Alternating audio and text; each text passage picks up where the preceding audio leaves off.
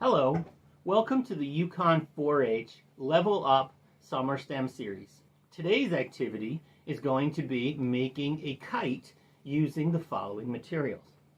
So grab your crazy kite kit and join me for the fun. In your kit this morning, you're going to find the following items. You're going to have an 8.5 by 11 inch piece of paper, cardstock. You should have 2 plastic straws, a length of string, and a colored streamer. Mine is purple, yours might be a different color, that's fine.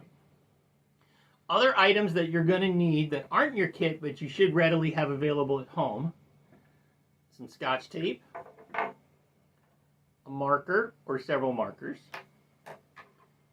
some scissors, a hole punch, and a ruler.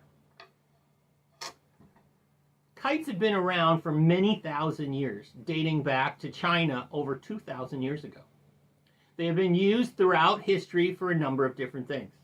I'm sure you've all heard the story of how Benjamin Franklin tied a key to a kite and discovered electricity when getting struck by lightning.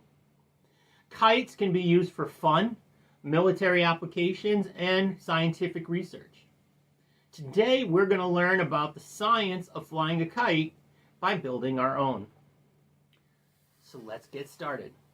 Grab your piece of paper, because that's the first thing we're going to need to build our kite. You're going to want to hold it like this, what's called landscape orientation. And you're going to take that and you're going to fold it in half. And put a nice crease down the middle. So when it's done, it should look something like a card in a sense. Okay? So once I've got that, I've got my paper nice and folded. Now, you're going to see you have a side where your fold is. That's called spine. And then you have the other side, which is your open side. So hold it so the spine side is in your left hand and the open side is in your right. Now, taking a pencil or a marker, I want you about on the spine side, the fold, about 1 inch in from the top, make a little mark. So you'll see I got a little mark made on my paper. Do the same thing on the bottom, on the open side, about 1 inch in also. So you see I now have 2 marks on my paper. Take your ruler and connect those 2 marks.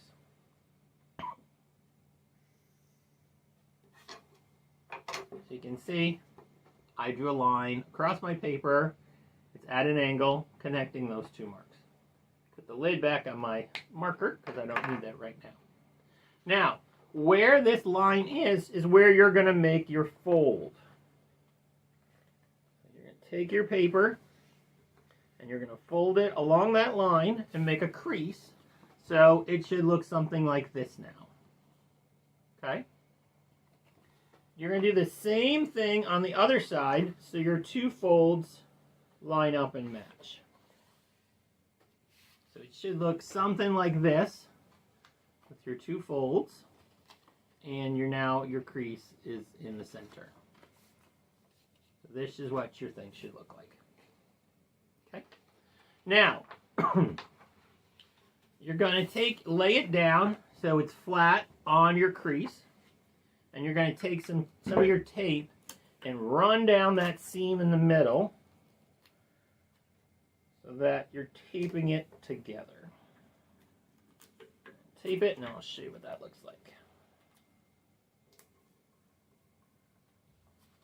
So you got your tape right down the middle. So if you open it up, it should look something like that with the tape being along the top.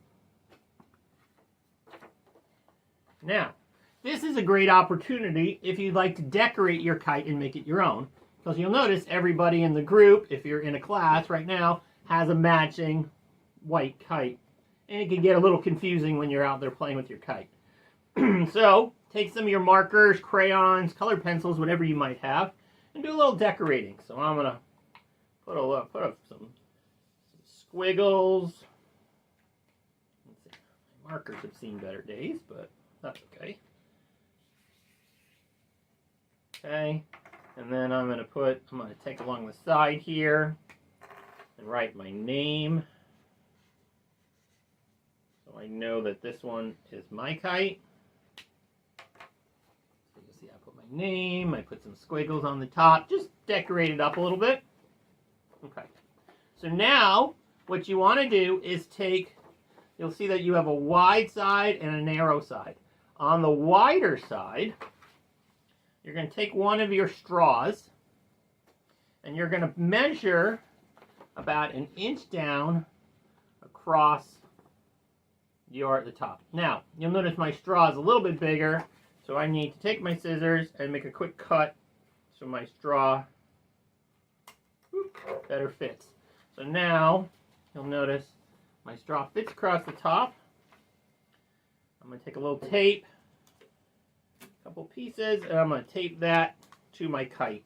This is going to give my kite a little more rigidity, so when it's in the wind, it'll be a little stronger and won't be flopping around everywhere.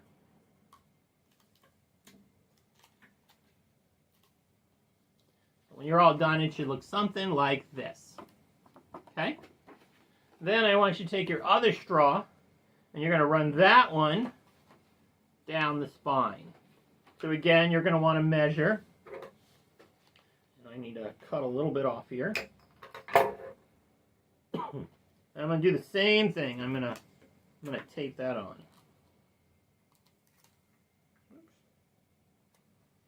You want to make sure it's nice and straight right down the middle. Just using 2 or 3 pieces of tape. It doesn't have to be a whole lot. Just enough to hold your straw on. Okay. So you'll see that I now have my kite has my 2 straws attached. Okay.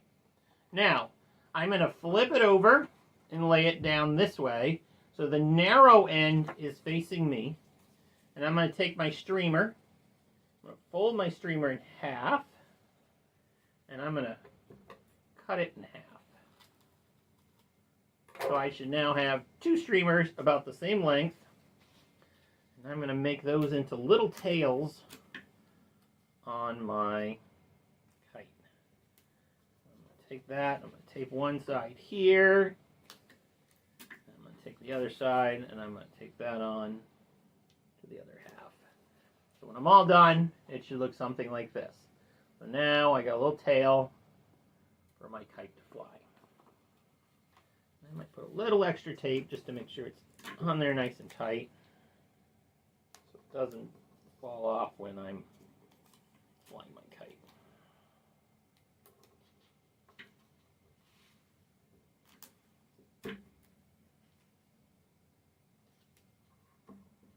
All right. Now, the last thing we need to do is attach our string. So what you're going to do is on the other end, away from your tail, you're going to come about 3 inches in and about a 1/2 inch up, and you're going to make a mark. So I'm going to do that. So that's going to be on this bottom part. You'll see I put a circle right about there. This is going to be where we're going to attach our string.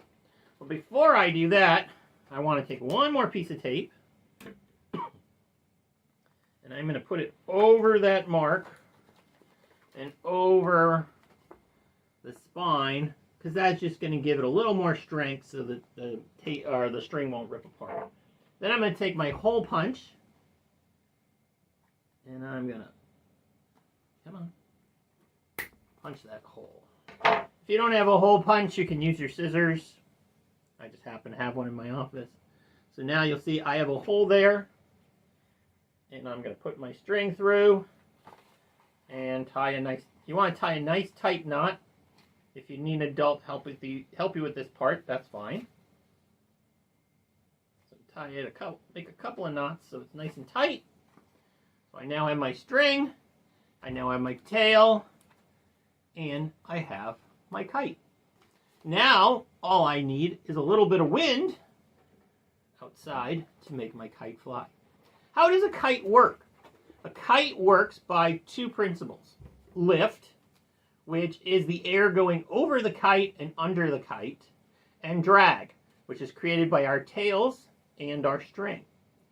You'll notice a kite flies. It doesn't usually fly straight like this. They'll usually fly like this at an angle. And that is so as the wind is coming over and under, there's more pressure on the wind coming from the underside versus what's coming over. And that's what keeps your kite in the air. That's what keeps the lift. These help provide the drag so that it keeps your kite kind of at an angle so the air can get under and flow around it properly. Go outside and test your kite and see how well you can get it to fly. If you want to try a bonus activity, find other materials and build your own kite. Make your own design. Try different size paper. Try different materials. Try using different streamers or whatever. Get creative, have fun. Kites come in all shapes and sizes. Be sure to check out our pages with our instructions and all our links to Yukon 4-H. And if you like this activity, be sure to check us out on Clover by 4-H to check out a whole lot of other great activities that you can do. Until next time, I'm Mark Knoyer. Good luck and have fun.